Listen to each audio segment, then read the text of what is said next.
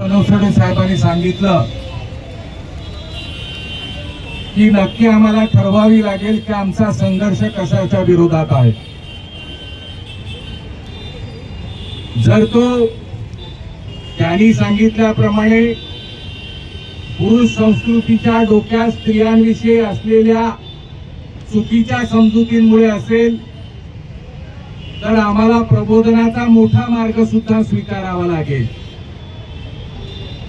तो जर या देशातला कायदा आणि कायद्याचं रक्षण करणारा आणि त्या कायद्याचा वचक गुन्हेगारी स्वरूपांवर बसवण्याचं काम जी पोलीस यंत्रणा करत असेल तर आमचा संघर्ष पोलीस यंत्रणेच्या विरोधात असला पाहिजे। आणि या सर्वाला जर सर्वोच्च असं जबाबदार हे या देशाचं आमचं सरकार असेल, मग मृत्यू महिलेचा असो मृत्यू पुरुषाचा असो, तो बलात्कार केल्यानंतर असो किंवा अन्य कोणत्याही मार्गाने असो, जर हे सरकार या व्यवस्थेला सरकार जर त्या पोलीस यंत्रणेला जर ठिकाणावर आणत नसेल, त्यांचं कर्तव्य करायला भाग पाडत नसेल तर आमचा संघर्ष हा त्या सरकार विरुद्ध असला पाहिजे। जी घटना घडलेली आहे कलकत्त्यात सगळ्यांनी वर्णन केली, ती वर्णन मी पुन्हा करू इच्छित नाही। अतिशय दुःखद घटना आहे। परंतु माझ्या सगळ्या भगिनींना माझी एक विनंती आहे, असा अत्याचार आमच्या भगिनींवर रोज होत आहे, हो रोज होत आहे। म्हणजे मध्ये मी त्या सोशल मीडियावर बघितलं, आमची एक आगरी भगिनी जी कुठे आसऱ्याला देवळामध्ये गेले, तिथे पुजाऱ्याने तिच्यावर अतिप्रसंग केले, तिचा खून केला। कधी ऐकतो अमुक गोष्टीत अमुक करून असं करून अमुक केलं। या ज्या सगळ्यामध्ये त्यावेळेला आपण सुद्धा आपला त्याचा निषेध करण्यासाठी रस्त्यावर याच्यापेक्षा मोठ्या संख्येने आलं पाहिजे। आणि हा एवढा मोठा विषय आहे महिलांची सुरक्षा की ह्याच्यासाठी आपल्याला संघटित होण्याची गरज आहे। संघटित म्हणजे घडला प्रसंग, आपण आवाज उठवला, आवाज बुलंद केला, व्हिडिओ बनले, फोटो काढले, एवढ्याने हा प्रश्न सुटेल असं मला वाटत नाही।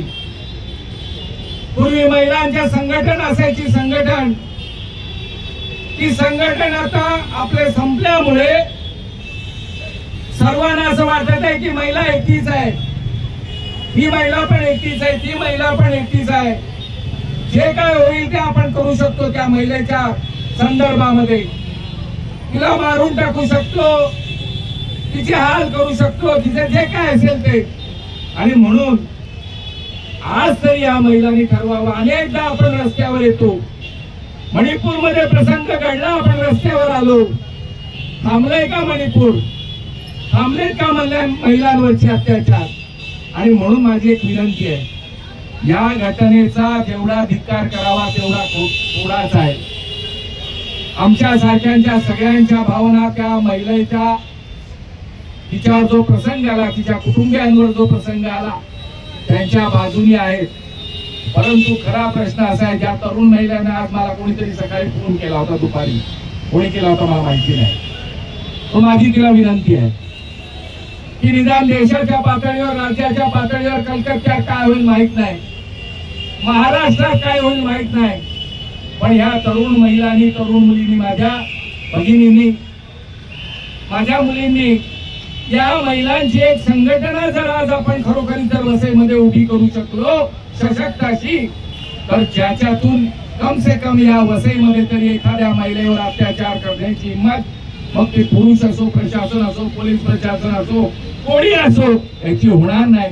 मला असं वाटतं आज हे जर आपण ठरवलं आणि ह्याच्यातनं जर प्रगती करून अशी संघटना केली तर खरोखरीच आज त्या महिलेने जे भोगलंय तिला त्याच्यासाठी आपण काहीतरी प्रायश्चित्त घेतलं, आपण काहीतरी मेहनत घेतली आणि आपण काहीतरी उभं केलं की अशा ह्याच्या पुढे अनेक महिलांना या विषयातून वाचवू, हे करू शकू का, हे आपण बघावं। एवढे सांगून मी माझे 2 शब्द संपवतो। जय हिंद, जय महाराष्ट्र।